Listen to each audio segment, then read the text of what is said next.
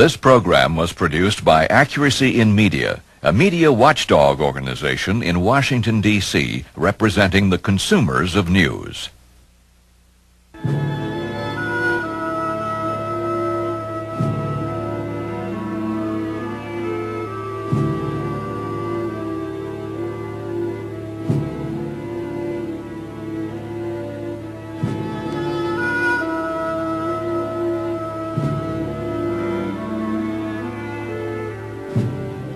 As the 10th anniversary of the end of the Vietnam War approached, we began to see a new attitude towards the war and America's role in it. This new mood was symbolized by the completion of the Vietnam Veterans Memorial in Washington, D.C., with the unveiling of this statue, portraying the men who fought and died in that far-off land as heroes. At the same time, this country experienced a new wave of patriotic sentiment. With it came a rejection of the notion that Vietnam was an ignoble war. And we accomplished all of our missions, sir. We failed this country not one step. We never dropped the flag, nor did we ever turn our backs. Soldiers of the Vietnam War met our nation's highest standards of service. The house-to-house battles for Hue, the murderous shellings absorbed at Khe Sanh, tested the courage of our soldiers no less than the battles of World War II in Korea.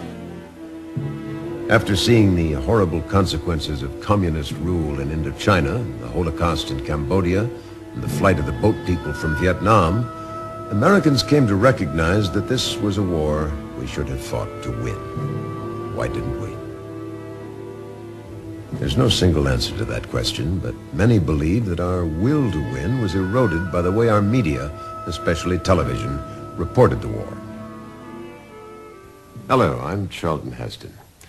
Vietnam has been called the first television war because in the 1960s, television became our electronic window on the world, shaping perceptions of ordinary citizens and even affecting high-level foreign policy decisions. The war was never far away.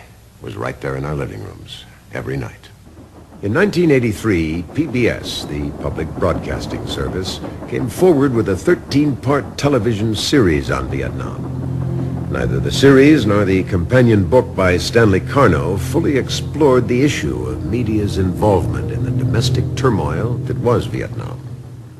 When the PBS series about Vietnam was broadcast during the fall of 1983, those citizens concerned about the impact of media on American politics were gravely disappointed. Rather than coming forward with new insights, the series reiterated many of the same journalistic errors of the 1960s. Those who believe that the past must be recorded accurately so we can plan for the future dare not leave such a distorted report unchallenged. The focus of our program will be on the Tet Offensive of 1968, an event which marked a turning point in the Vietnam War. During the last days of January 1968, the Viet Cong launched a series of assaults on the major cities of Vietnam, including the national capital, Saigon. Communist planners assumed that local populations would rally to the Viet Cong and that the army of South Vietnam would collapse. As the initial advantage of surprise waned, it became increasingly clear that neither assumption was justified. Civilians in the South did not rally to the communist banner. The army of South Vietnam showed itself to be capable of sustained engagement with the enemy. Tet's two protracted battles at the Khe Sanh outpost and the city of Hue ended with huge communist losses. By early spring of 1968, the nationwide offensive was acknowledged to be a complete and utter disaster. In fact, Viet Cong units were so crushed that the remainder of the war was fought chiefly by regular forces from the north. But the real story of Tet never got to American audiences. Instead, by focusing exclusively on Tet's pyrotechnics, the American media, especially television, created a very negative impression. One of the most devastating media dramas during the Tet Offensive took place at the U.S. Embassy in Saigon. Sometime around 3 a.m. on January 31st, 1968, a squad of 19 Viet Cong infiltrators drove to the U.S. Embassy. They planted explosive charges against the walls surrounding the embassy grounds and blew a hole large enough to get through. During the opening moments of the assault, the Viet Cong commander was killed.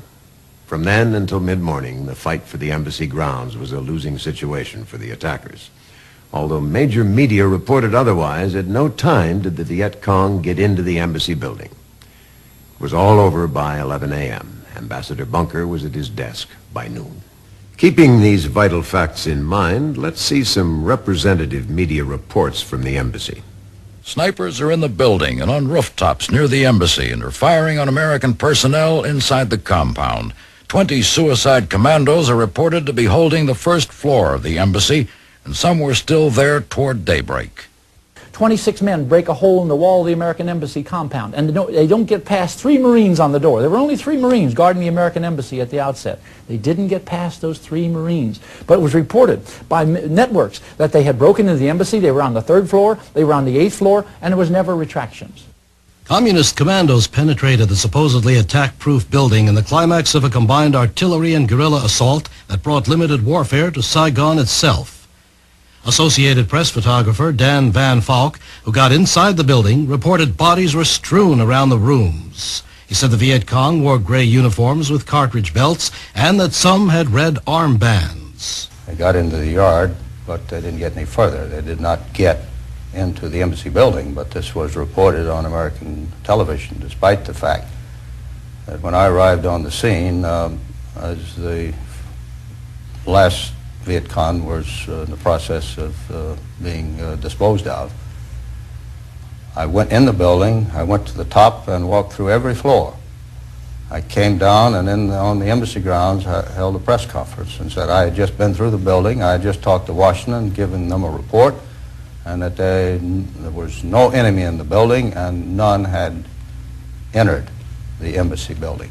George MacArthur was a correspondent in Vietnam during Tet. It had become a symbol of the American presence in Saigon. In conjunction with the adversarial relationship that had been created by the press, and the fact that a goodly number of the newspaper men there literally detested the American authority figure, if you will, and it was symbolized in that building.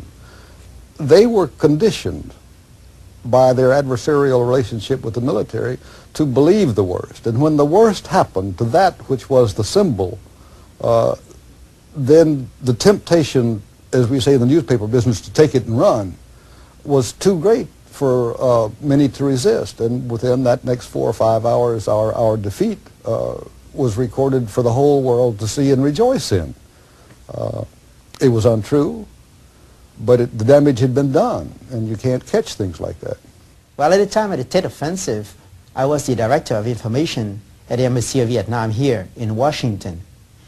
And because of that, the function of mine, I had a very good vantage point. After 48 hours, the whole thing becomes very clear. That is, the communists have been thrown out of the major point of attacks. And there's only a couple of cities where there was still fighting going on. In his monumental study of Tet reporting, Peter Braestrup reminds us, Hanoi didn't claim a victory, psychological, symbolic, or otherwise, at the embassy. But American newsmen were quick to award Hanoi a major psychological triumph there. Robert Elegant is an award-winning journalist who covered the war for the Los Angeles Times. He's written with insight about Vietnam and media. In 1981, I published an article entitled How to Lose a War in a rather obscure British intellectual magazine called Encounter.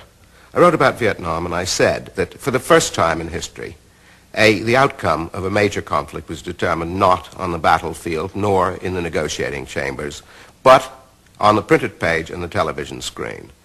Trong Nhu Tang was once the Viet Cong Minister of Justice. Now he lives in exile from communist tyranny. Oui, nous avons perdu beaucoup de combattants. We lost a lot of fighters. Nous avons 5 divisions. Le 1, we had 5 divisions. The 1st, le 5, the 3rd, le 7, 5th, 7th, and 9th. Mais après l'offensive du Tet, toutes ces divisions n'ont plus que... But after the Tet Offensive, all these divisions ended up with not even half of their forces. Au point de vue militaire, je crois que les Américains n'ont pas suppi de fortes pertes humaines. From the military point of view, I believe that the Americans at Tet did not sustain great losses of human lives. C'est un coup très But from the dur political point of view, pour it was a very heavy blow for President Johnson's government. Cela a permis au mouvement anti-guerre américain de The loss made the American anti-war movement exert pressure on the American government. Donc, nous gagnons ce que nous perdons sur le plan militaire